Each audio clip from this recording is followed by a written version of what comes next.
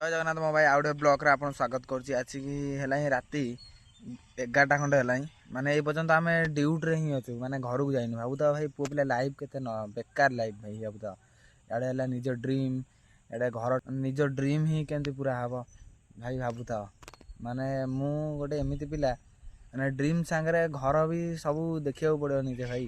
କାରଣ ଭାଇ ଆମେ ପୁଅ ପିଲା ଭାଇ, ଦିନେ କାମକୁ ନ ଗଲେ ଭାଇ ଘରେ ସମସ୍ତେ ଚିଲେଇବେ।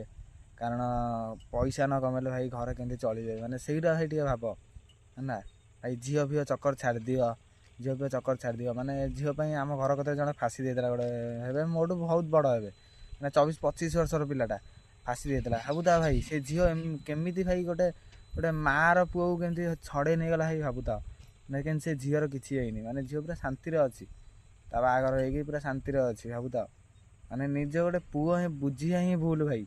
କାରଣ ଗୋଟେ ମାଆ ଜନ୍ମ ଦେଇଛି କେମିତି କ'ଣ କଷ୍ଟରେ 9 ମାସ ଯେଉଁ ଗର୍ଭରେ ରଖିକି ଜନ୍ମ ଦେଲା। ଭାବୁଥାଅ ଭାଇ ସେ ମାଆକୁ କେମିତି ଲାଗୁଥିବ। ଭାବୁଥାଅ ମାନେ ସେ ତାଙ୍କର ପରିବାର ଭିତରେ ଗୋଟିଏ ପୁଅ ଥିଲା ସିଏ ଭାଇ, ମାନେ 27-28 ବର୍ଷର ପିଲାଟା ହେଲେ ବି ସେ ଫାଶୀ ଦେଇଦେଲା ଭାଇ। ଦୟା କରିକି ଆପଣ ମାନେ କେବେ ବି କେଉଁ ଝିଅ ଲାଗି କେବେ ଫାଶୀ ଦିଅନ୍ତୁନି ଜମା। କାରଣ କେଉଁ ଆଜି ନହେଲେ କାଲି ନିଜ ଆଉ ଗୋଟେ ଝିଅ ବି ପଡ଼ିବ ପଛରେ।